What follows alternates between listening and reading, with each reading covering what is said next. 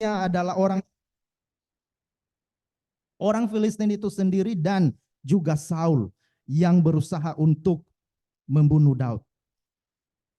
Bapak Ibu yang dikasihi oleh Tuhan kita Yesus Kristus, memiliki rasa takut bukanlah sesuatu yang salah. Memiliki rasa takut itu bukan sesuatu yang salah dan itu memang diberikan Tuhan di dalam kehidupan kita. Tetapi yang menjadi masalahnya, jangan sampai ketakutan itu membuat kita dikuasai oleh ketakutan itu sendiri, sehingga kita tidak berani melangkah. Saya takut ke gereja nanti banjir besar. Wah, gimana tuh ceritanya? Saya takut ke gereja nanti baju saya semua harus habis basah semua lah. Gimana? Emang ada di gereja ganti baju? Ya enggak ada. Saya takut begini, takut begini, takut begini. Bapak Ibu yang dikasih oleh Tuhan. Tetapi sebagai orang percaya, kita harus belajar untuk mempercayai Tuhan. Kita harus belajar untuk melihat bahwa Tuhan itu lebih besar daripada pergumulan kita. Tuhan yang dipercayai adalah Allah yang jauh lebih besar daripada orang-orang Filistin yang menyerangnya. Maka ketika Daud melihat Tuhan yang besar, hal itu membuat permasalahan menjadi kecil. Kalau kita melihat pada ayat yang kedua, tiga sampai yang keempat, sampai ayat yang ke-5b nantinya, Bapak Ibu di sana sudah jelas bahwa orang-orang Filistin sedang menginjak-injak Daud. Sepanjang hari orang memerangi dan mengimpit aku. Situasi Daud begitu menakutkan. Situasi Daud begitu menggetarkan. Sehingga kalau dia takut, kalau dia dikuasai takut, maka bisa-bisa kehidupannya akan hancur. Kehidupannya tidak akan berlanjut lagi, bahkan rencana Tuhan yang harusnya digenapi di dalam hidup Daud tidak akan terjadi. Seteru-seteruku menginjak-injak aku sepanjang hari, bahkan banyak orang yang memerangi aku dengan sombong. Waktu aku takut, aku ini percaya kepadamu. Ini yang membedakan Daud ketika mengalami pergumulan. Pergumulan sudah jelas ada di hadapannya. Pergumulan sudah jelas bahwa nyawa menjadi taruhannya. Tetapi ayat keempat Daud mengatakan bahwa ketika aku takut, aku ini percaya kepadamu. Daud tahu bahwa dia punya Allah yang besar. Dia punya Allah yang memelihara hidupnya. Bapak Ibu yang dikasihi oleh Tuhan kita Yesus Kristus, kalau kita melihat di dalam seluruh cerita Alkitab, di dalam seluruh kisah yang ada di dalam Alkitab, mulai dari Kejadian sampai kepada Wahyu, di sana kita melihat bahwa Allah yang kita sembah adalah Allah yang besar. Ketika Tuhan menciptakan dunia ini dan segala yang ada di dalamnya, di sana Tuhan membuat manusia begitu spesial. Tuhan tidak pernah meninggalkan manusia. Tuhan tidak pernah membiarkan manusia berjalan sendiri. Ketika Adam dan Hawa jatuh di dalam dosa, apakah Tuhan langsung menghukum mereka? Tidak. Tuhan malah mencari mereka. Tuhan malah mau menyelamatkan mereka. Dan itu adalah bukti cinta kasih Tuhan yang begitu besar bagi manusia. Bapak Ibu yang dikasihi oleh Tuhan kita Yesus Kristus, Daud sadar bahwa Tuhan lebih besar daripada musuhnya, daripada masalahnya. Karena Allah yang kita sembah adalah Allah yang hebat, Allah yang luar biasa. Tuhan menciptakan dunia ini beserta dengan isinya, dengan begitu indah, dengan begitu teratur, bahkan dikatakan dengan sangat baik. Apalagi dengan pergumulan kita yang bagi kita memang besar, tetapi sebenarnya bagi Tuhan itu kecil. Oleh sebab itu Bapak Ibu yang dikasihi oleh Tuhan kita Yesus Kristus, marilah lihat bahwa Tuhan lebih besar daripada masalah kita. Sehingga kita akan melihat campur tangan Tuhan di dalam kehidupan kita. Waktu aku takut, aku ini percaya kepadamu. Kepada Allah yang firman-Nya kupuji. Kepada Allah aku percaya, aku tidak takut. Ketika kita percaya kepada Allah, maka ketakutan kita itu akan hilang. Tetapi kalau kita mulai meragukan Tuhan, maka ketakutan itu akan menguasai kehidupan kita. Bapak Ibu yang dikasihi oleh Tuhan kita Yesus Kristus, dunia ini bukan semakin baik. Dunia ini bukan semakin menjanjikan bahwa hidup kita akan baik-baik saja. Kalau melihat bencana alam di sana sini, apakah kita tidak gentar? Kalau kita mendengar-dengar, saya pernah membaca bahwa Gunung Krakatau meletus, bisa-bisa kita semua musnah. Wah, bagaimana itu? Bagaimana dengan kelanjutan kehidupan kita? Tetapi kita belajar untuk percaya kepada Tuhan, jangan sampai ketakutan menguasai hidup kita, tetapi biarlah kita dikuasai akan kepercayaan kepada Tuhan bahwa Dia lebih besar daripada masalah, daripada pergumulan kita. Oleh sebab itu, adakah kita percaya kepada Tuhan atau kita mulai meragukan kasih Tuhan? Bersyukur melalui Coffee Morning, bahkan melalui setiap ibadah yang ada di tempat ini, biarlah membuat kita semakin percaya kepada Tuhan. Saya sangat bersyukur bahwa setiap minggu masalah saya tidak harus langsung selesai hari itu, tetapi melalui firman Tuhan yang diberitakan, masalah itu akan menjadi kecil kalau mata kita tertuju kepada Tuhan. Kita terus diingatkan bahwa ada Tuhan yang menolong kita, ada Tuhan yang setia bagi kita, sehingga pergumulan yang kita alami kecil kalau kita mau melihat kepada Tuhan, kalau kita mau percaya kepada Tuhan. Oleh sebab itu, Bapak Ibu yang dikasihi oleh Tuhan kita Yesus Kristus, di sini Daud mengingatkan kita bahwa kita harus percaya kepada Tuhan, melihat Tuhan lebih besar daripada musuh-musuh kita, daripada masalah kita. Sehingga kita akan melihat bahwa masalahku menjadi kecil karena aku punya Allah yang besar. Kemudian yang kedua, ketika dalam kesusahan. Yang kedua, ayat 5b sampai yang ke-8. Apakah yang dapat dilakukan manusia terhadap aku? Yang kedua, pelajaran rohani yang boleh kita pelajari bersama-sama. Daud meyakini jika Tuhan sanggup menolongnya. Daud percaya bahwa Tuhan yang dia sembah sanggup menolongnya. Apakah yang dapat dilakukan manusia terhadap aku? Bapak Ibu yang dikasihi oleh Tuhan kita Yesus Kristus, keyakinan Daud yang besar dan pasti bahwa Tuhan mempunyai kuasa untuk membela dan untuk menolongnya. Dia punya keyakinan bahwa Tuhan sanggup menolong, Tuhan sanggup membelanya. Sehingga pada ayat yang ke-5b dia mengatakan bahwa apakah yang dapat dilakukan manusia terhadap aku?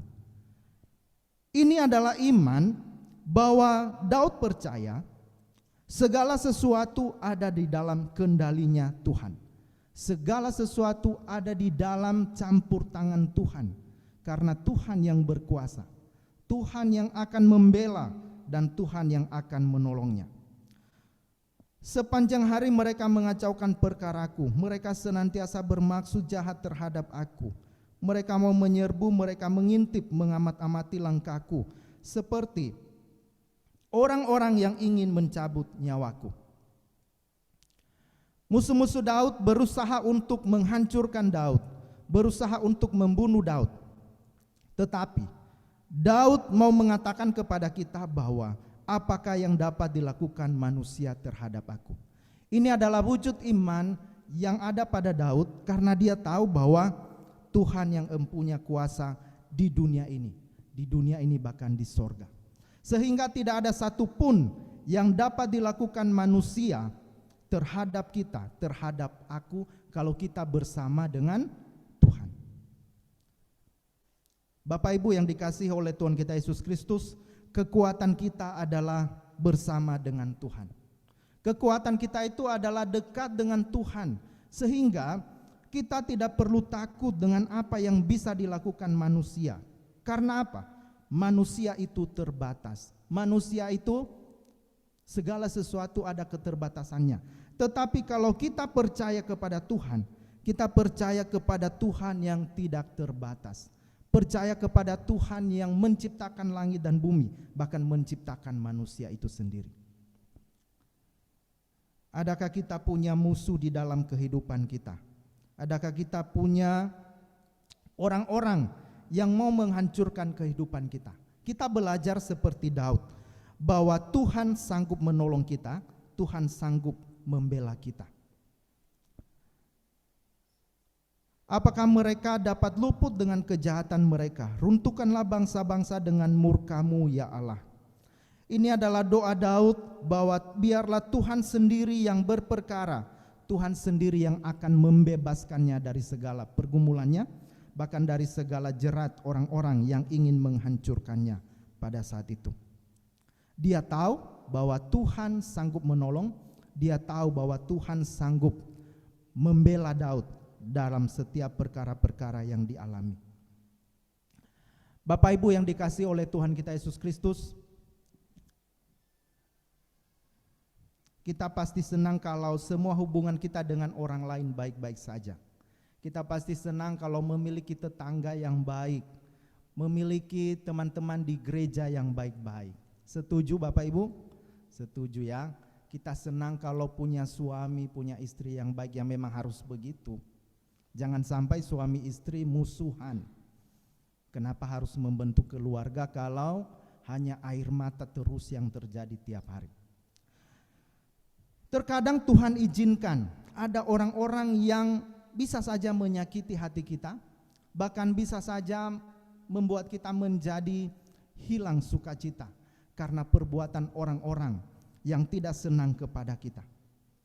Tetapi kita belajar dari Daud bahwa Daud meyakini Tuhan itu sanggup menolongnya, sehingga tidak ada yang dapat dilakukan manusia kepada kita tanpa seizin Tuhan. Dan kita percaya bahwa Tuhan adalah yang menjadi pembela kita. Ketika kita punya musuh, maka firman Tuhan yang lain mengatakan, berdoalah buat musuhmu. Pembalasan itu adalah hakku, pembalasan itu adalah haknya Tuhan.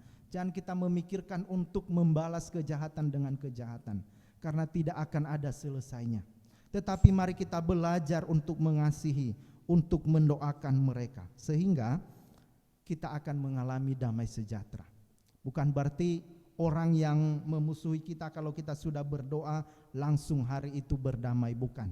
Kalaupun tidak ada damai, tidak ada jalan perdamaian, tetapi kita belajar percaya bahwa Tuhan sanggup menolong kita, sehingga sukacita itu terus ada di dalam kehidupan kita.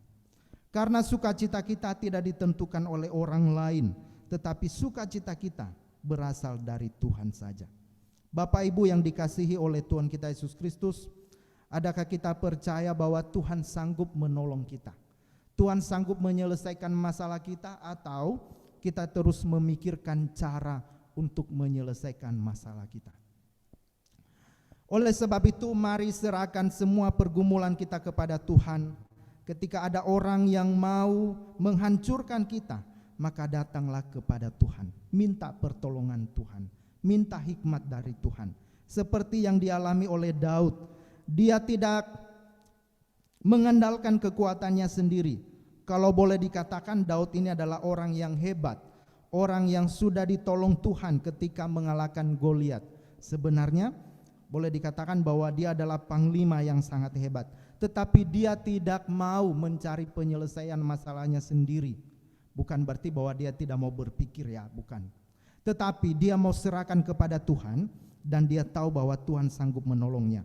Sehingga di dalam anugerah Tuhan, di dalam pertolongan Tuhan, Tuhan memberikan hikmat bagi Daud. Pada saat itu dia pura-pura menjadi gila, sehingga dia bisa terbebas dari tangan musuh pada saat itu. Bapak Ibu yang dikasihi oleh Tuhan kita Yesus Kristus, yang terakhir, ketika di dalam kesusahan, Daud percaya bahwa jika Tuhan akan menggenapi firman-Nya. Ayat 9 sampai yang ke-14. Sengsaraku engkaulah yang menghitung-hitung, air mataku kau taruh ke dalam kirbat-Mu. Bukankah semuanya telah kau daftarkan? Bapak Ibu yang dikasihi oleh Tuhan kita Yesus Kristus, Daud sadar jika Tuhan yang berfirman, maka Dia adalah Tuhan yang dapat dipercaya. Segala sesuatu yang Tuhan firmankan, maka sudah pasti akan terjadi. Ketika Tuhan mengatakan bahwa Dia akan beserta kita, Dia akan menolong kita, maka itu pasti akan terjadi.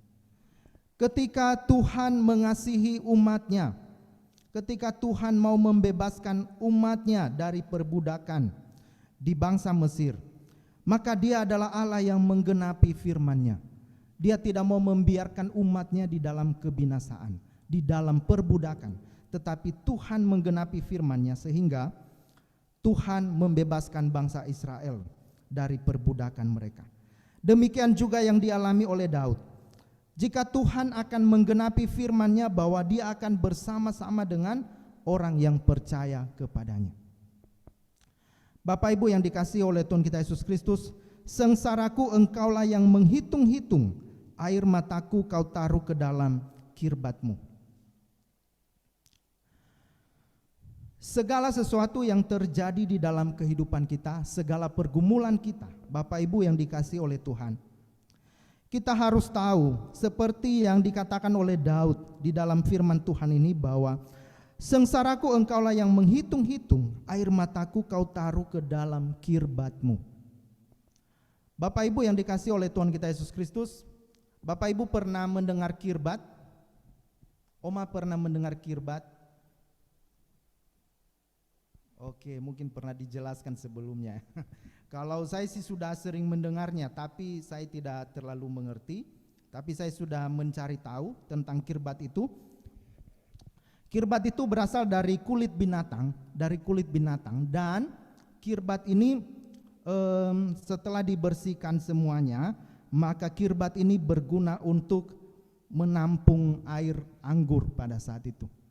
Sehingga kirbat ini sangat berguna, dari yang tadinya tidak terlalu berharga menjadi sangat berharga. Air anggur yang ada di dalam kirbat ini kalau sudah disimpan begitu lama, maka dia akan menjadi anggur yang bisa diminum. Dan itu adalah sesuatu hal yang berharga pada saat itu, dan mungkin sampai saat ini ya. Anggur itu sangat berharga. Daud mau menyatakan kepada kita bahwa segala pergumulan kita, segala air mata kita, itu Tuhan tidak pernah membiarkan jatuh begitu saja. Tuhan tidak pernah membiarkan bahwa itu adalah sesuatu hal yang berlalu begitu saja Bapak Ibu. Tetapi seperti air yang ditaruh di dalam kirbat, Tuhan menjadikan air mata itu menjadi sesuatu yang berharga, menjadi indah. Bapak Ibu yang dikasihi oleh Tuhan kita Yesus Kristus, ketika kita dalam pergumulan, tidak ada salahnya kita menangis. Kalau ibu-ibu pasti gampang menangis ya. Pasti terharu, cepat terharu menangis. Tapi kalau laki-laki biasanya menangis itu sesuatu yang mungkin mustahil ya. Kecuali laki-laki yang melankolis. Tapi kebanyakan laki-laki tidak suka menangis karena ada lagu yang mengatakan apa itu ya? Superman tidak menangis, tidak boleh keluar air matanya. Bahkan mungkin ada orang-orang zaman dulu mengatakan bahwa air mata itu menunjukkan satu kelemahan. Tetapi Bapak Ibu yang dikasihi oleh Tuhan kita Yesus Kristus, melalui bagian firman Tuhan ini kita diingatkan bahwa air mata pun yang tercurah, yang tertumpah karena pergumulan, karena tantangan dalam hidup ini, itu Tuhan taruh di dalam kirbat-Nya. Itu menjadi sesuatu yang indah bagi Tuhan.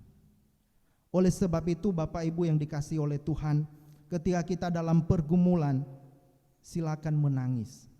Silakan berteriak kepada Tuhan meskipun mengeluarkan air mata. Dan di sana Tuhan memperhitungkan air mata kita, dan Tuhan menaruhnya di dalam kirbat-Nya, menjadikannya sesuatu yang berharga. Ada satu cerita, Bapak Ibu mungkin pernah dengar atau belum. Ada satu cerita seseorang yang mengarang lagu. Nanti Bapak Ibu bisa mencarinya. Ini bukan lagu rohani banget ya, tapi lumayan rohani. Makanya saya juga nggak berani putar, tapi agak-agak rohani lagunya. Judulnya dalam bahasa Inggris adalah Tears in Heaven. Bapak Ibu tahu artinya? Tangisan di sorga, air mata di sorga. Kenapa lagu ini bisa terjadi? Seorang musisi ini menciptakan lagu ini karena apa? Pada saat waktu itu anaknya masih kecil, kalau tidak salah 3 tahun atau 5 tahun, anaknya jatuh dari apartemen lantai 56. Wah. Dan sudah pasti meninggal ya. Sudah pasti meninggal. Sehingga orang ini menghabiskan waktunya di dalam kekalutan, di dalam pergumulan. Tetapi Bapak Ibu yang dikasih oleh Tuhan, suatu saat dia menciptakan lagu ini, dan salah satu lagu di dalam itu bahwa di sorga sana tidak ada lagi air mata. Jadi ada harapan bersama dengan Tuhan Yesus. Di sorga itu tidak ada lagi pergumulan. Saya baru membaca ceritanya kemarin Bapak Ibu, dan ada banyak orang yang sharing di channel YouTube-nya mengatakan bahwa saya sudah kehilangan orang yang saya miliki, tetapi bersyukur bahwa Tuhan menolong saya boleh melewati hari-hari saya. Bapak Ibu yang dikasihi oleh Tuhan kita Yesus Kristus, pergumulan kita mungkin bukan mengenai orang yang meninggalkan kita. Pergumulan kita ada banyak hal, ada banyak macam. Tetapi ingat bahwa Tuhan akan menolong kita. Tuhan mengetahui setiap tetesan air mata kita. Tuhan mengetahui setiap pergumulan kita, maka marilah datang berseru kepada Tuhan. Tuhan akan menggenapi firman-Nya bahwa Dia akan selalu beserta kita kalau kita dekat dengan Tuhan.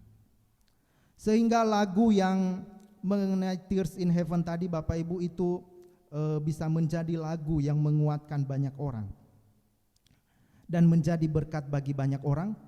Seringkali kematian berpisah dengan orang yang kita kasihi membawa kita dalam kegalauan yang hebat.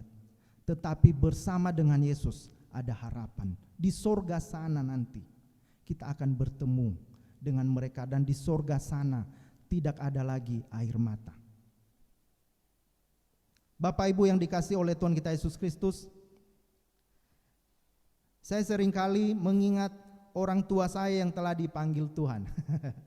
Tetapi bersyukur kasih Tuhan itu sungguh luar biasa ya. Kasih Tuhan sungguh luar biasa, sehingga yang dulunya saya hilang harapan, tetapi percaya kepada Tuhan dibangkitkan semangat lagi.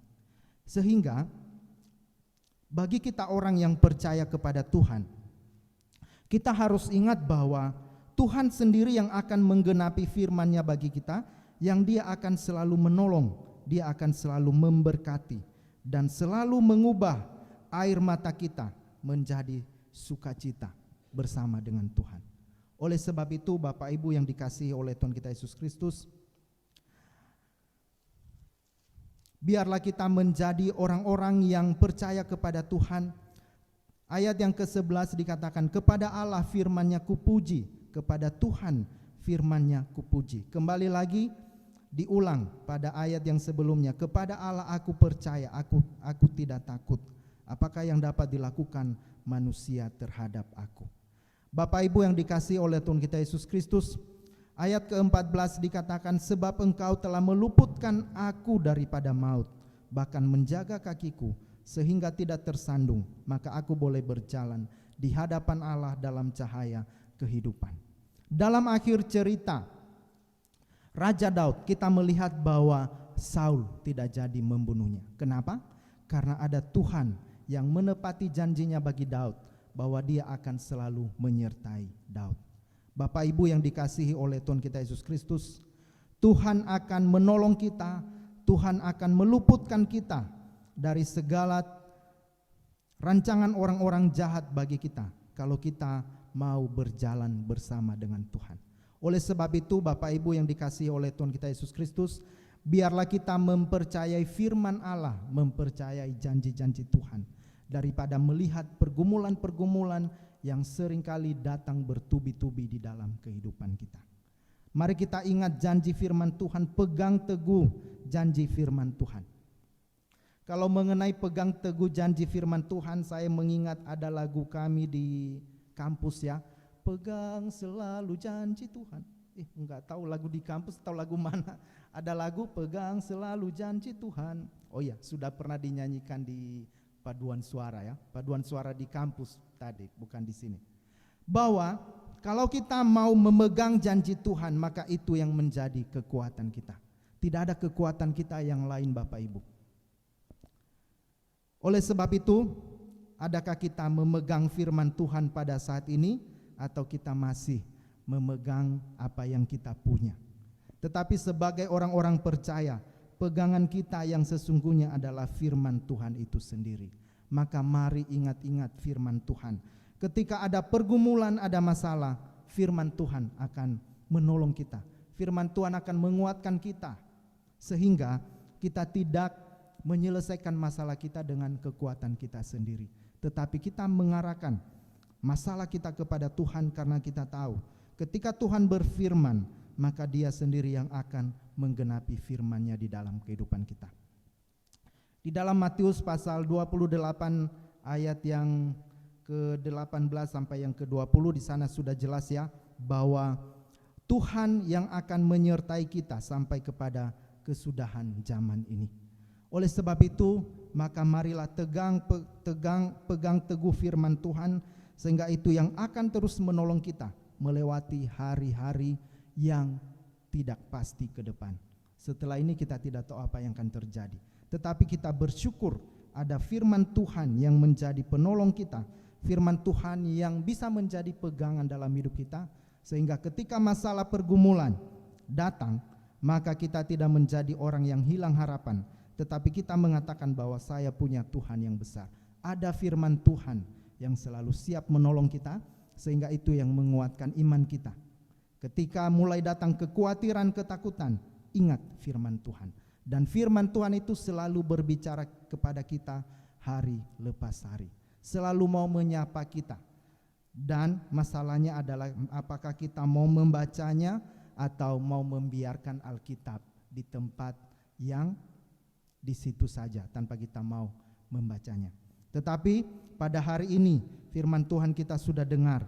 Biarlah firman Tuhan ini boleh menolong kita, boleh menguatkan kita, sehingga pergumulan seberat apapun, kita percaya ada Tuhan yang selalu menolong kita. Amin. Ada Tuhan yang selalu siap menolong kita.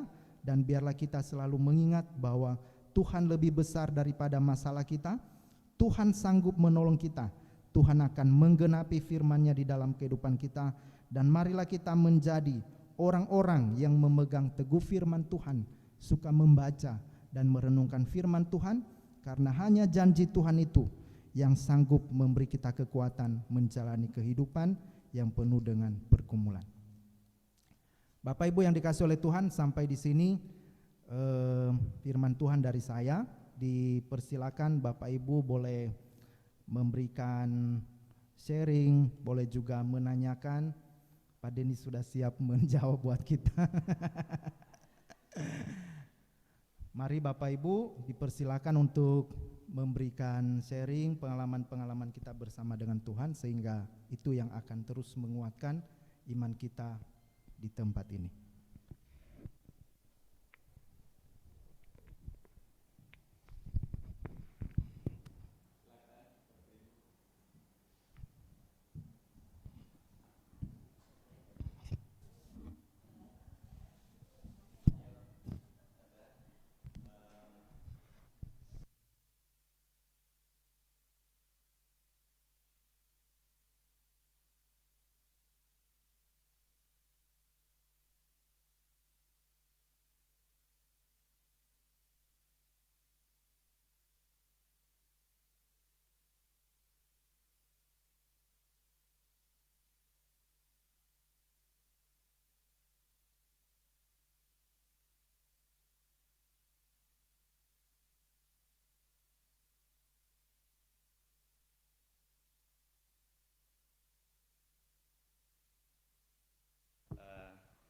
Ayat yang pertama, Sita tolong baca Sita.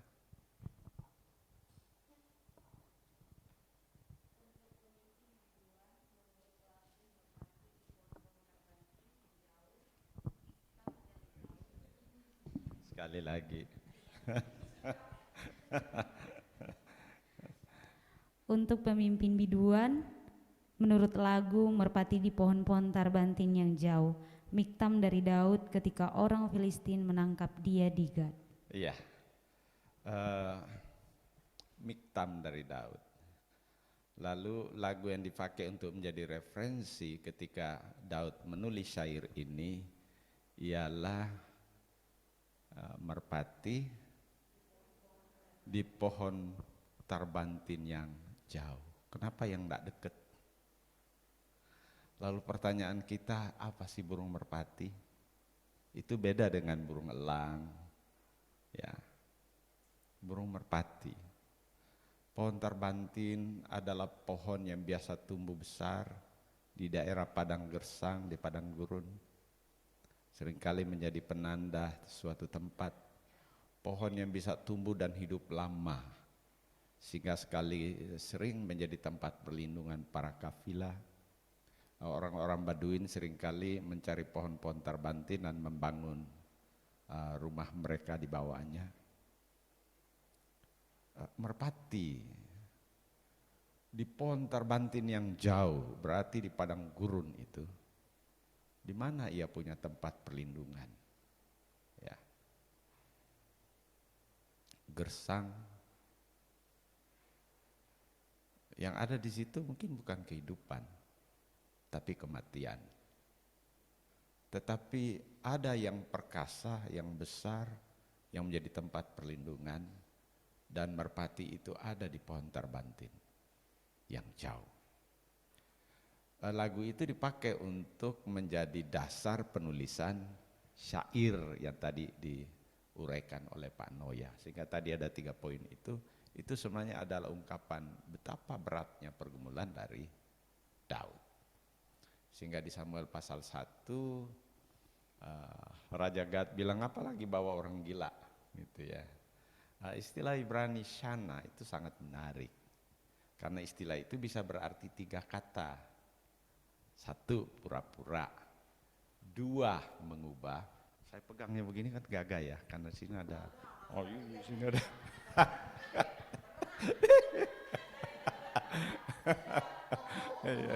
Iya, sebenarnya saya mau pegang pakai kanan gini, tapi kayaknya pakai kiri aja. Iya, tadi saya sudah mau begini nih. Nah, shana, pura-pura, ya. Oh gitu.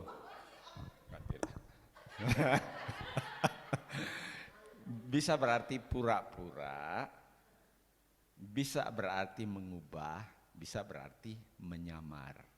Dan Alkitab kita memilih kata pura-pura. Hanya secara Pak Noya tadi mencoba menjelaskan, secara bahasa dan rasa bahasa, seringkali kata pura-pura kurang nyaman kan didengarnya ya. Kenapa kok pura-pura? Maka penerjemahan lain memilih kata mengubah atau menyamar. Jadi ia menyamar dengan sangat cerdas, ada kata tam yang dipakai, sehingga orang melihat dia sudah melihatnya seperti orang gila, gitu ya. Nah, itu menarik saudara. Daud tidak sedang berdusta, tapi Daud sedang menyelamatkan diri dengan cara menyamar. Itu lebih masuk gitu kan. Nah, itu yang sangat menarik dari apa yang dilakukan oleh Daud. Karena taruhannya nyawa. Ketika ia memakai lagu burung merpati yang di pohon tarbantin yang jauh, itu mengungkapkan itu kematian itu tadi Pak Noya sebutkan itu. Itu karena Raja Gad. Kota Gad itu kan di daerah kekuasaan Filistin. Ada 5 kota Filistin. Kematian. Sehingga ungkapannya seperti itu. Tetapi 3 poin penting tadi kemukakan oleh Pak Noya, itulah sikap Daud ketika diperhadapkan dengan situasi yang sangat-sangat rumit. Kalau begitu kita itu gimana? Saya rasa belum ada pergumulan kita yang tantangannya leher kita putus. Betul ya Pak? Ibu Lena. Ada enggak kita tiba-tiba ancamannya ialah aku mati, gitu ya. Barangkali ya hanya sedih, kecewa, dirugikan, rasa terhina dan seterusnya. Tapi kalau ancamannya sampai kita akan mati, kita belum ketemu. Jadi kalau kita masuk dalam suasana itu, maka kita rasa apa yang tadi 3 poin yang disampaikan Pak Noya. Sampai yang berkata air mata itu loh masuk dalam kirbat. Bagi masyarakat zaman dulu kan masih belum ditemukan teknologi untuk buat ember dari plastik, buat jergen dari plastik, belum. Tapi domba yang disembeli itu dijaga benar, itu kulitnya begitu bagus, ya dicahit sebegitu rupa, sehingga masih kelihatan kakinya, lehernya gitu ya, tapi sudah diikat semua gitu ya. Lalu di bagian lehernya itu orang ngisi air atau anggur dan biasa disimpan. Tadi Pak Noya mengingatkan tentang kirbat yang dipakai untuk menyimpan anggur. Rupanya anggur yang disimpan di kirbat tambah lama tambah enak Pak Noya. Itu ya. Yang lain menyimpannya di tanah liat. Air mataku ya ditaruh dalam kirbatmu. Itu ungkapan hebat sekali itu. Saya tidak tahu air mata kita tumpahnya di mana. Di kirbatnya Tuhan atau yang lain gitu ya. Tapi lagi-lagi Daud mengajarkan kita dalam poin kedua tadi yang Pak Noya sampaikan. Menyerahkannya kepada Tuhan. Silakan Bapak Ibu, apa saja yang berkat di situ. Nah, mari silakan. Atau Oma, Pak Noya udah bilang tadi Oma, ayo Oma.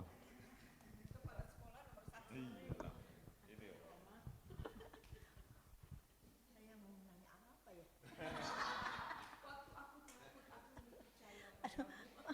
Cuma tanya, Pak Denny itu kalau Miktam itu nama apa itu Miktam? Bukannya nama raja bukan kan? Bukan ya. Nah sekarang Kalau itu di dalam ketinggian berarti kode tinggi rendah dari sebuah lagu. oh, oh iya.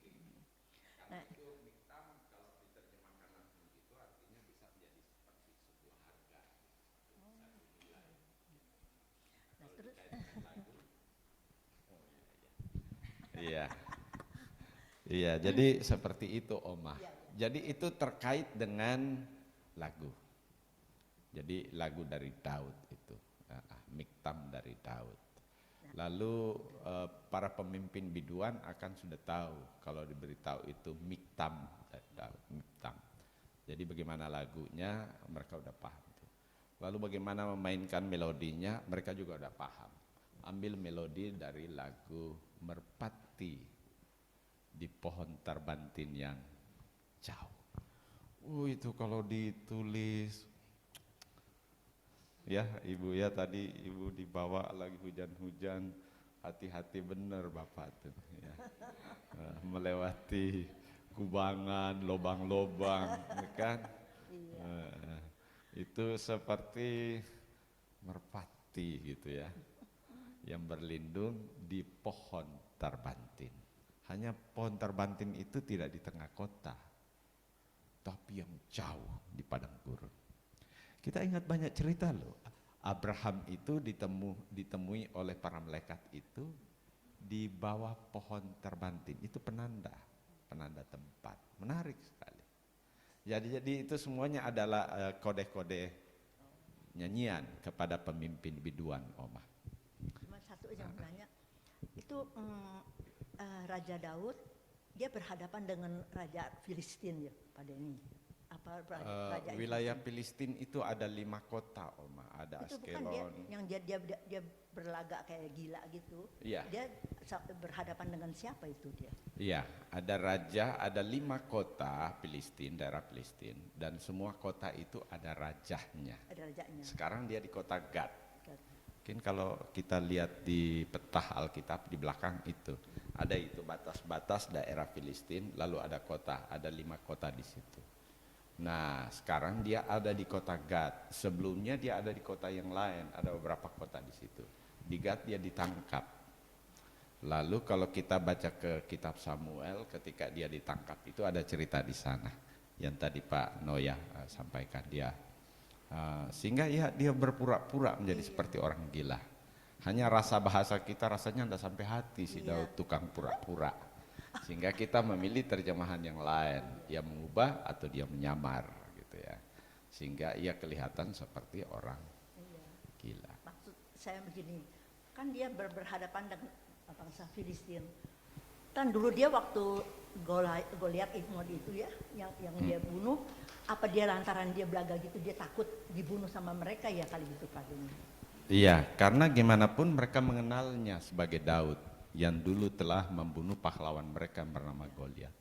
Dan peristiwa itu kan sangat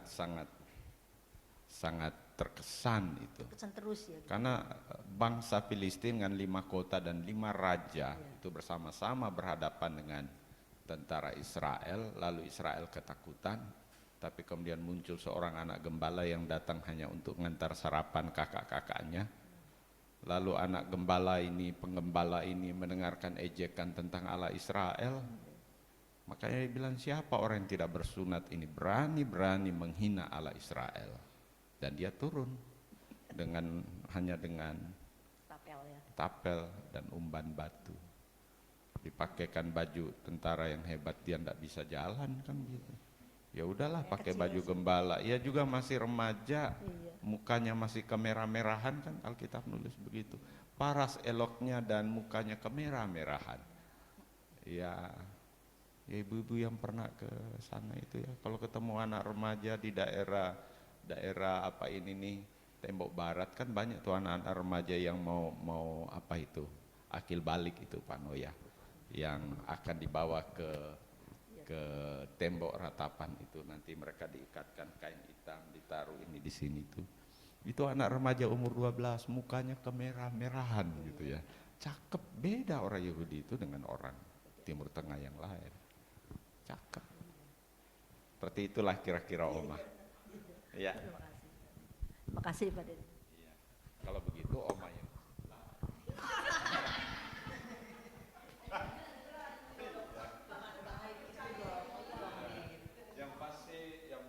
Yang pasti Tuhan telah mengutip apa yang Pak Noya tadi sampaikannya. Dalam situasi apapun bagi kita firman Tuhan itu menjadi begitu penting. Maaflah Ibu, yang saya ingat tentang Babe itu adalah cintanya kepada firman. Sehingga Alkitab ia baca, setelah dibaca dibagikan ke tiap cucu. Alkitab 1 selesai dibaca diberi kepada cucu tertua. Lalu baca lagi 1 tahun selesai diberi ke cucu kedua. Terus begitu. Jadi cucu-cucu itu membaca Alkitab yang diberikan oleh opa, yang opa baca duluan sampai selesai. Itu sebenarnya adalah kecintaan kepada Tuhan, kecintaan kepada firman, dan kecintaan kepada anak cucu. Kan gitu. Poin ketiga tadi yang Pak Noya. Ya Oma. Enggak, saya mau nanya. Pak Noya bilang kan nggak pernah nangis. Tadi kan Pak Noya bilang waktu khotbah suka ingat pada mama. Kalau ingat mama suka nangis nggak? Coba.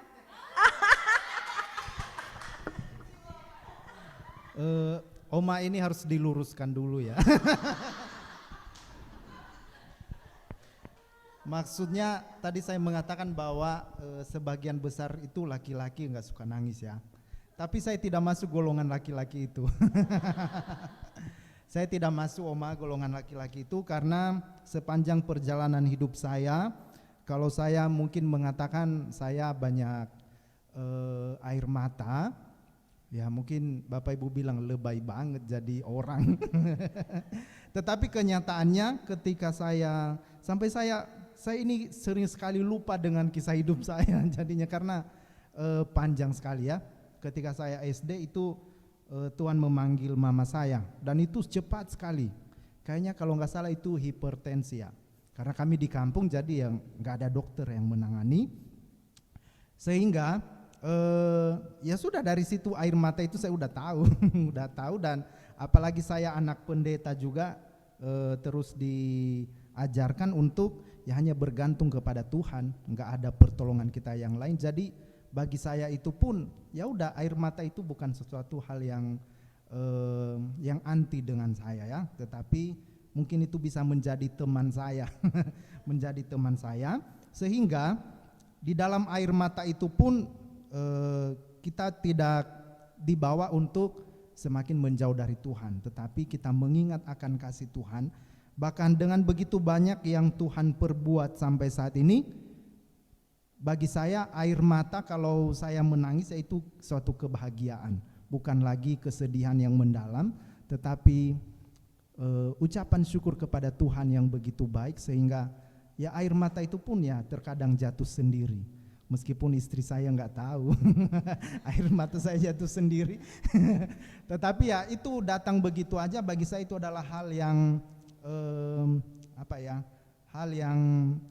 hal yang biasa, yang menunjukkan bahwa kalau kita sungguh mengingat akan kasih Tuhan, bagi saya air mata itu tidak akan tertahan, tetapi menjadi satu ucapan syukur tersendiri bahwa oh Tuhan begitu baik. Meskipun masalah demi masalah terus ada, tetapi buktinya sampai saat ini Tuhan menolong. Bahkan saya juga sering sekali terharu kalau lihat Pak Denny menangis di khotbah. Bagi saya ya itu satu ungkapan bahwa Tuhan begitu baik. Sehingga ya memang di gereja kita kalau beda dengan karismatik ya.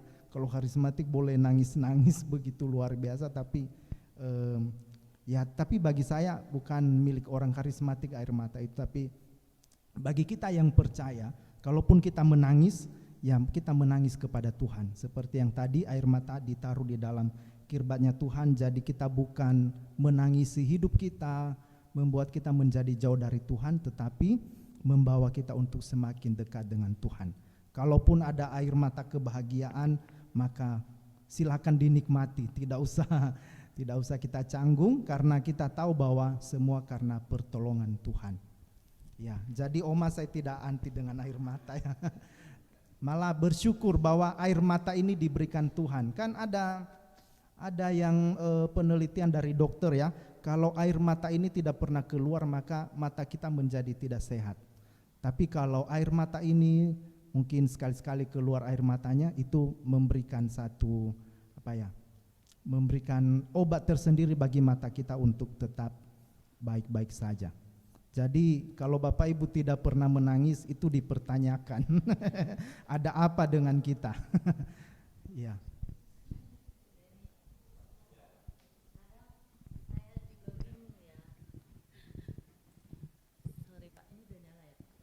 Kadang saya bingung Pak ya, kenapa yang diwariskan sama Pak Supriyatna Alkitab ya? Itu yang dipesan dia waktu dia sebelum pulang gitu. Kok saya bilang gitu, yang diwarisin Alkitab bukan rumah, saya bilang gitu. Kalau rumah biar dia cari sendiri katanya gitu. Kalau ini bekal dia sampai dia dewasa. Iya, dan itulah cara hidupnya orang beriman, cara hidup orang beriman. Menaruh sebenarnya sih apa ya, Pak Supriyatna punya banyak sekali duit, punya banyak sekali rumah, punya banyak sekali perusahaan, tapi ia tidak menghitung itu. Yang dia lihat ialah Alkitab. Artinya dalam iman orang dapat memilah mana yang paling penting. Kalau rumah dan seterusnya lain-lain itu kan sudah pasti akan terjadi. Apalagi omah juga sayang kan kepada semua anak-anak, kira-kira begitu. Para peneliti dan penulis yang seringkali berbicara dari sisi psikologi, mereka melihat Daud memang melankolik seperti yang tadi Pak Noya sampaikan, kecuali orang melankolik gitu ya. Memang Daud begitu, dia melankolik kolerik, tapi melankoliknya lebih dominan. Dan biasanya orang-orang melankolik, orang-orang yang suka dengan seni, menyanyi, lagu. Makanya kita bertemu dengan kitab Mazmur, kitab Amsal, banyak tulisan-tulisan dari orang ini, dan ia mengungkapkan perasaannya dalam bentuk lagu. Beda sama Paulus, itu kolerik asli itu Paulus. Ia mengungkapkan rasanya itu bukan dalam nyanyian seperti Daud.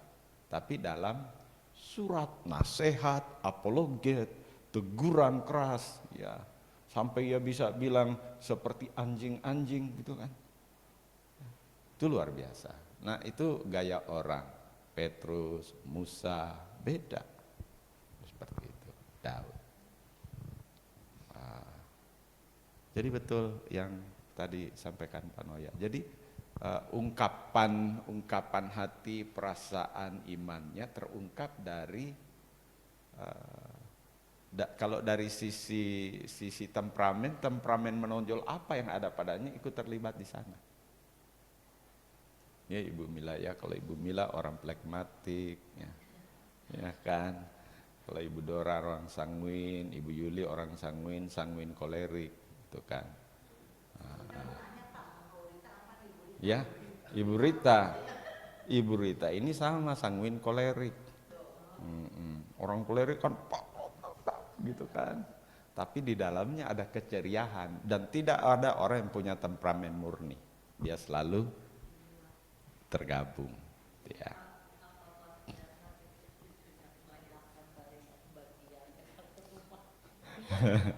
Enggak Ibu, karena dia mengetahui anak-anaknya bertanggung jawab. Ya. Ya. Iya, betul. Enggak, iya, betul Ibu, betul. Karena apa yang paling penting bagi almarhum, yang paling penting ialah firman.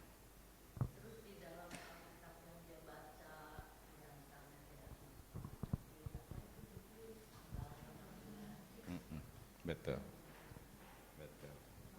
Itu semua dalam ungkapan iman. Bu, selamat pagi Bu.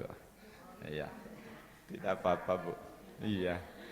Mari silahkan, masih ada?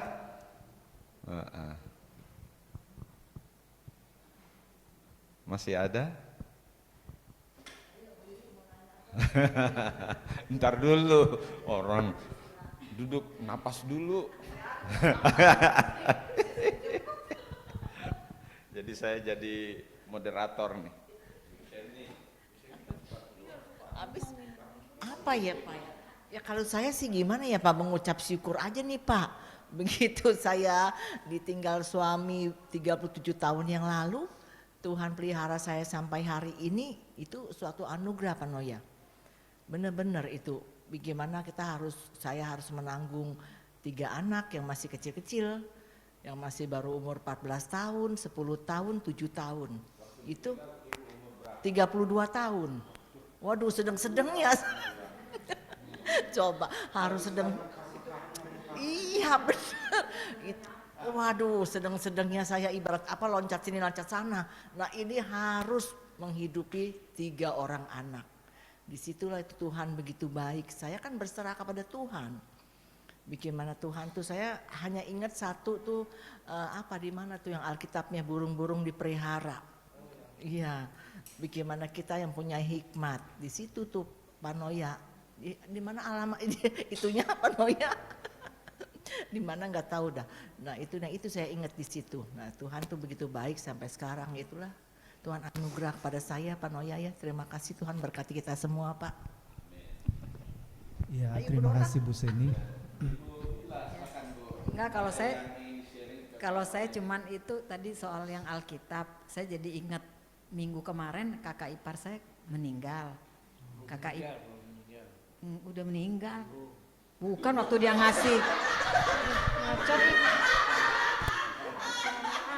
Orang udah meninggal kok belum meninggal. Jadi sebelum meninggal, kakak saya itu aktivis di Gereja Petra, GPIB Petra di Tanjung Priuk. Nah dia kebetulan penatua di gereja itu, umurnya 57 tahun Pak Denny, kakak ipar. Terus udah gitu, sebelum dia meninggal nih Pak, dia kan mau kemo. Nah dia panggil adik saya tuh, ipar-iparnya, cuman saya aja yang nggak itu. Itu dia kasih gitu Alkitab. Nih dia memang orang perjanjian yang baru ya. Dia bilang dia nggak bisa kasih apa-apa katanya. nih dibaca ya katanya. Dia mau pergi sebagai kenang-kenangan. Padahal dia belum meninggal ya, tapi dia udah berasa nggak enak kali gitu badannya. Nah besoknya waktu dia mau kemo, nah dia berdoa tuh sama Tuhan, minta ampun kesalahan-kesalahan dia apa gitu. Dia minta maaf dia ke semuanya. Nah udah terus dia meninggal habis di kemo, 2 jam kemudian meninggal Pak, nggak kuat dia di kemonya. Habis udah gitu udah meninggal. Nah kan saya dulu Pak waktu gadis kan GPIB di Petra saya anggotanya. Cuman itu saya lihat ya Pak ya, kalau majelis di sana sama pendeta kalau meninggal kan kita taruh di gereja Pak, di gedung serbagunanya itu.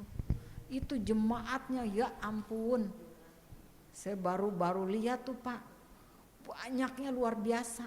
Kan lantai 1, 2, 3, 4 itu gereja Petra itu sudah dibangun, itu penuh bener. Terus saya bilang sama kakak saya, ini kalau yang meninggal emang kayak begini banyaknya. Kan mami saya juga aktivis gereja, tapi waktu meninggal kan di rumah, nggak sebanyak ini. Saya bilang, ih Tuhan luar biasa ya Pak, saya gitu. Apa ini dia orangnya baik kali ya? Makanya itu tanpa biasa kita kalau di orang meninggal kan disuguhin makanan, apa ini kan enggak. Tapi dari sektor 1 sampai sektor berapa gitu, 15 atau 16 deh gereja itu. Orangnya banyak bener Pak. Sampai udah enggak tertampung gitu sampai ke tangga-tangga itu waktu ipar saya meninggal. Kayak dia gitu, saya jadi inget serain Alkitab juga ke ipar-ipar saya. Cuman saya aja nggak dapat yang perjanjian baru ya Pak Denny ya, yang Alkitab baru. Udah gitu aja deh, cuma bersaksi. Iya, terima kasih Bu Mila. Jadi Bapak Ibu, kalau Alkitab kita seperti Alkitab saya ini masih baru-baru ini dipertanyakan ya. Ini suka dibaca enggak? Sebenarnya saya punya Alkitab yang lebih tua dari sini, dari kampus, tapi karena ini dapat dari gereja sini, ya karena saking cintanya dengan gereja ini ya udah ini yang dipakai. Yang sudah lama-lama itu udah lumayan hitam-hitam karena sering dipakai. Jadi ya memang ini bukan satu-satunya jadi apa ya? Jadi patokan kita suka baca atau enggak. Karena saat ini pun ada di sini ya, di HP kita. Di HP kita, tapi ya memang lebih enak kalau baca buku secara langsung. Jadi Bapak Ibu yang dikasih oleh Tuhan, mari kita suka membaca firman Tuhan, karena nanti pun kalau kita meninggal enggak ada yang bisa kita wariskan selain dari iman. Dan iman itu ya bisa tumbuh dari firman Tuhan ini, tidak ada yang lain. Kalau kita mewariskan uang, mewariskan apa yang ada di dalam dunia itu akan habis dalam sekejap. Tetapi firman Tuhan ini kekal sampai selama-lamanya. Dan ya saya juga bersyukur bahwa orang tua saya mewarisi saya iman itu sehingga menjadi suka baca firman Tuhan. Dulu ketika saya sekolah minggu, kami seringkali diadakan lomba hafal ayat firman Tuhan. Jadi saya lumayan kuat menghafal ya. Lumayan kuat dan jadi saya juara. Dan itu terngiang-ngiang sampai sekarang bagaimana firman Tuhan itu menolong kita, menolong saya sehingga pergumulan seberat apapun ya kembali kepada firman Tuhan ini, kembali mengingat akan kasih Tuhan dan tidak ada cara yang lain. Ada yang lain dari Kak Simei, dari kakak yang satu, siapa namanya enggak tahu. Iya, Kak Sita mungkin ada sharing atau apa supaya kita di sini lebih semangat. Cek. Iya, pertama-tama bersyukur karena bisa ikut lagi Coffee Morning di tempat ini karena ada tugas dan tanggung jawab dalam pembimbingan skripsi oleh Bapak Denny. Dari renungan kita di pagi hari ini tentu ya sangat menyentuh bagi kita semua. Tapi memang ada 2 hal yang dari renungan ini yang langsung melekat gitu dalam pikiran dan hati si Mei. Yang pertama itu ya kita bisa melihat Daud, ya maksudnya kita tahu gimana terkenalnya dia sebagai raja yang perkasa, yang kuat, tetapi dia sangat bergantung kepada Tuhan gitu. Dalam tadi udah jelas di ayat yang kalau kita lihat ayat yang kedua sampai ayat yang ke-8 itu jelas bahwa di situ dia mengutarakan isi hatinya atau keluh kesahnya karena saking banyaknya musuh-musuhnya lewat mazmur, lewat pujian. Artinya walaupun dia memiliki kekuasaan, kekuatannya hebat, tetapi dia tetap terus bergantung kepada Tuhan.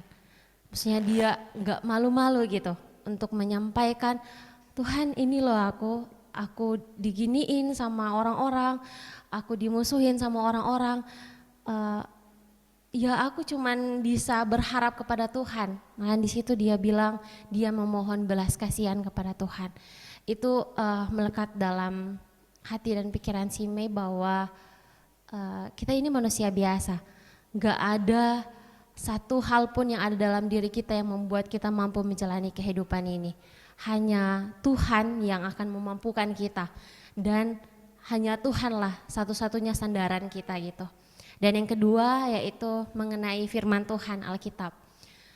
Setiap bimbingan Bapak selalu bilang ke si Mei sama Sita, jangan sampai melupakan firman Tuhan. Jangan, karena kita lahir, si Mei dan Sita kebetulan sama lahir dari gereja suku yang sangat mengutamakan kebenaran firman Tuhan. Jangan sampai karena kita sudah belajar teologi, nantinya ada sesuatu yang membuat kita mungkin melenceng dan kita berpikir, oh Alkitab ini salah gitu, jangan sampai seperti itu.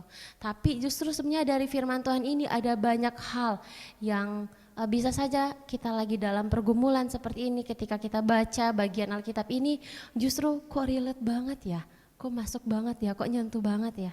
Justru dari Alkitab ini kita mendapat kekuatan baru yang mungkin bisa menyentuh pribadi kita sendiri ataupun orang-orang yang ada di sekitar kita gitu.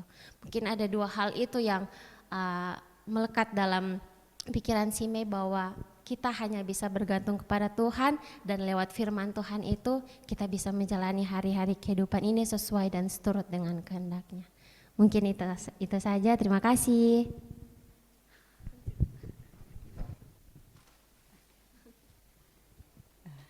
Shalom Bapak Ibu serta saudara-saudari sekalian.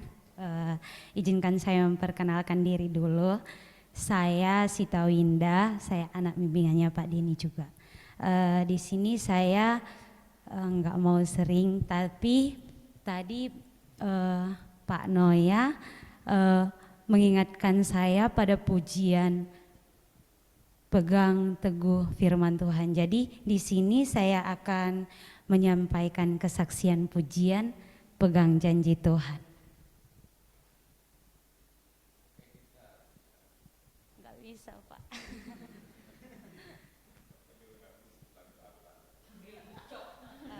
Pakai karaoke bisa.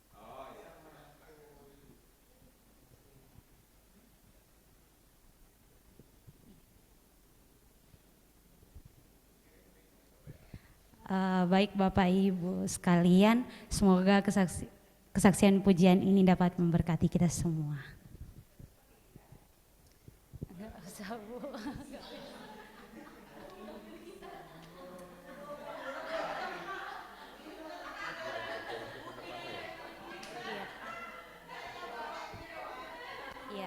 Yang ini, bila badai hidup menerpam.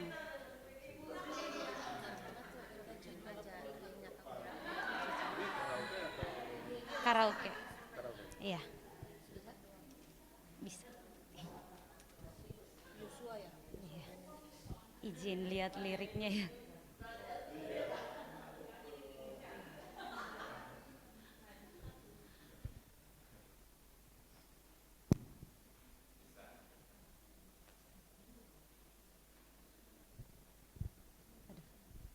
Maaf Bapak Ibu, saya agak grogi karena baru pertama.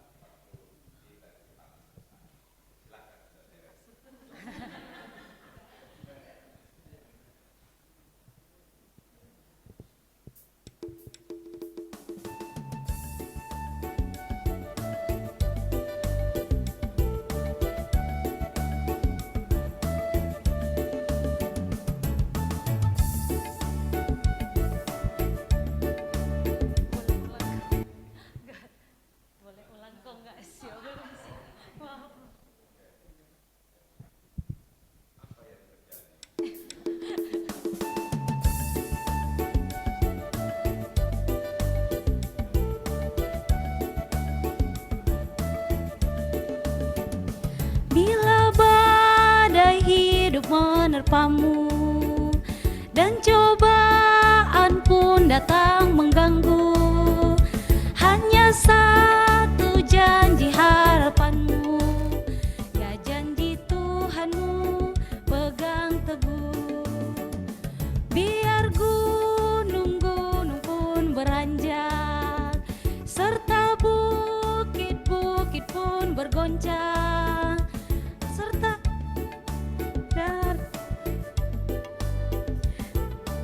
lindungimu tetap teguh. Pegang selalu janji Tuhan, jangan lepaskan walau siang atau malam.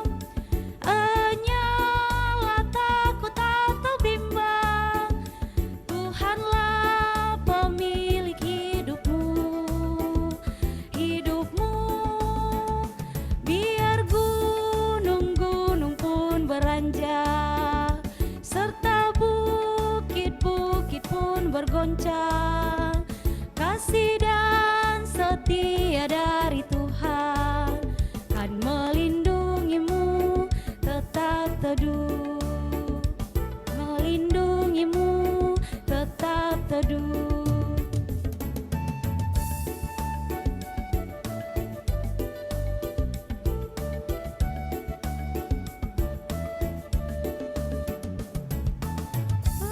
Badai hidup menerpamu, dan cobaan pun datang mengganggu.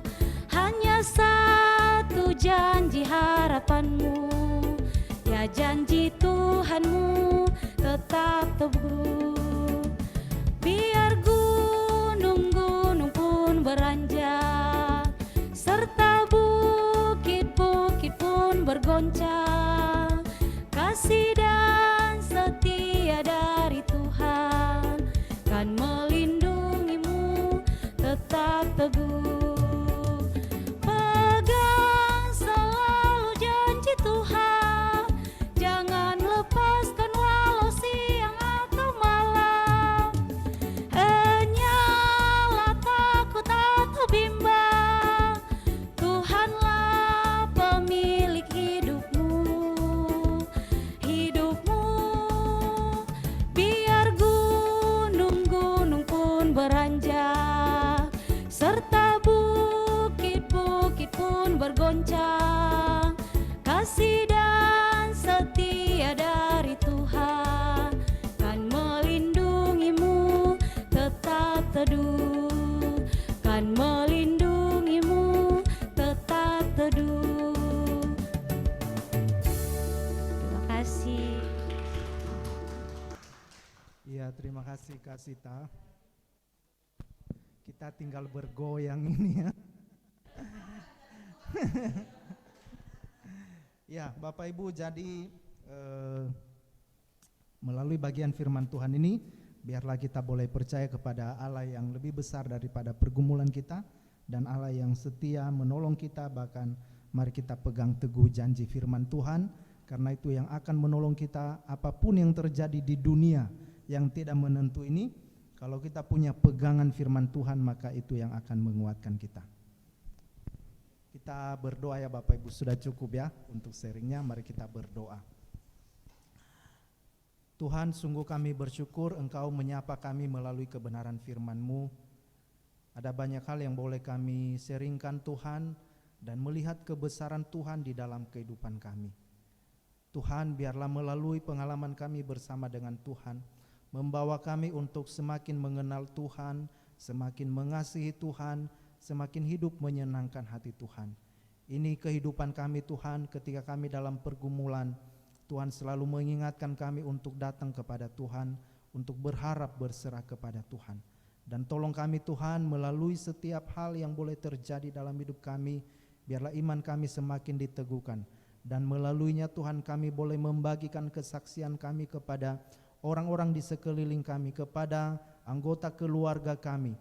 Kami rindu Tuhan, nama-Mu yang terus ditinggikan, dipermuliakan. Ada semakin banyak orang yang boleh mengalami kasih Tuhan, bisa melalui hidup kami, sehingga nama Tuhan terus ditinggikan, dipermuliakan.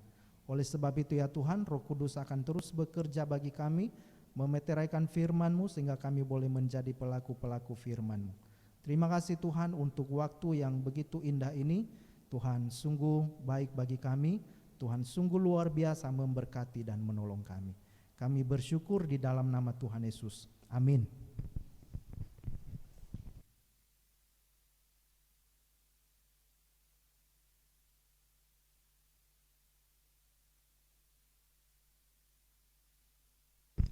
Berdoa, beberapa doa pokok yang kita doakan. Coba Willy, di situ ada enggak? Aduh, mana kecil lagi tulisan. Will, gedein dikit Will. Oh, di belakang sini, oh ya. Ya, kita berdoa untuk persiapan ibadah minggu untuk besok yang membawa firman Tuhan, Pendeta Paulus Polu. Dan kita berdoa untuk pelayan-pelayan Tuhan yang melayani. Dan juga berdoa juga untuk ibadah youth dan tunas remaja. Berdoa juga untuk persiapan sekolah minggu. Mari kita berdoa Bapak Ibu bersama-sama. Terima kasih Tuhan. Kami berdoa untuk sekolah minggu Tuhan Yesus dan juga untuk kebaktian. Tuhan tolong Tuhan berkati Tuhan Yesus. Untuk kami boleh bersama-sama Tuhan Yesus beribadah. Tuhan yang pimpin Tuhan Yesus. Ajaibnya Bapak Tuhan Yesus, kami penolong kami Tuhan Yesus, Kau baik Bapak. Kami percaya Tuhan Yesus yang menayut juga Tuhan, Tuhan berkati.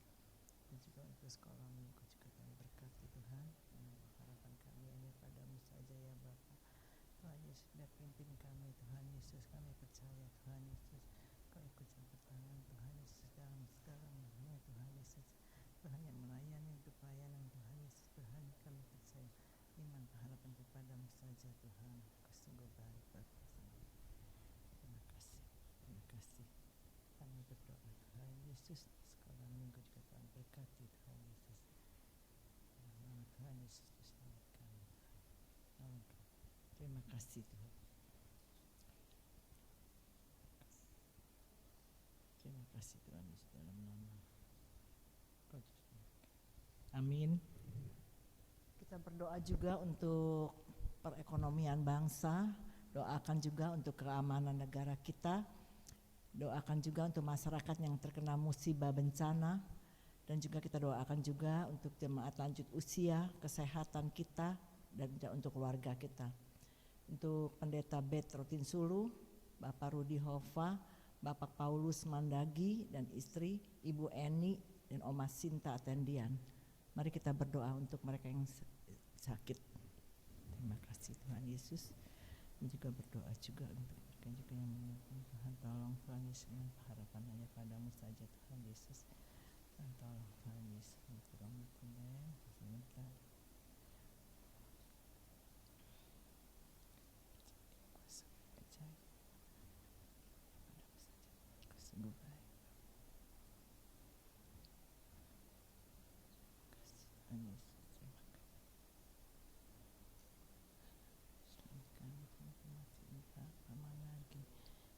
Untuk juga seperti kami ini sebesar Kau Maha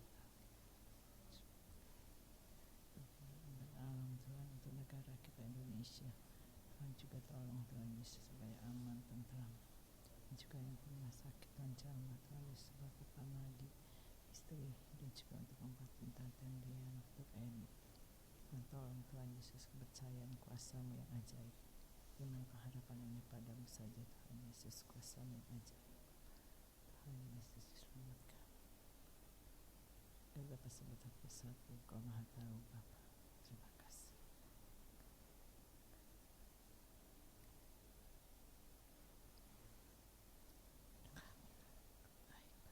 Terima kasih. Amin. Daya Pak Denny minta untuk tutup dalam doa.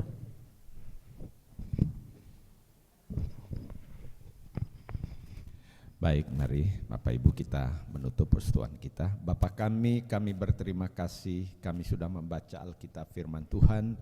Kami mengucap syukur untuk berkat rohani yang kami terima dalam perenungan kami pada pagi ini. Terima kasih untuk Pak Noya yang membawakan renungan dan semua kesaksian yang kami boleh dengar, saksikan, nikmati bersama. Kami juga bersyukur kepada Tuhan sebab kami menaikkan doa kepada Tuhan Allah kami, yang kami tahu mendengar dan menjawab doa menurut waktu dan kehendak-Mu. Oleh karena itu Tuhan berkenan kiranya karena kasih sayang-Mu yang besar mendengar seru doa kami. Khusus untuk ibadah besok berkati Pendeta Paulus Bolu, untuk di youth berkati si Mei, dan untuk di sekolah minggu berkati semua guru-guru sekolah minggu, supaya semuanya dipakai Tuhan Allah untuk melayani dalam berkat dan anugerah-Mu. Terima kasih untuk semua ibu-ibu, bapak-bapak yang hadir dalam persekutuan pagi ini.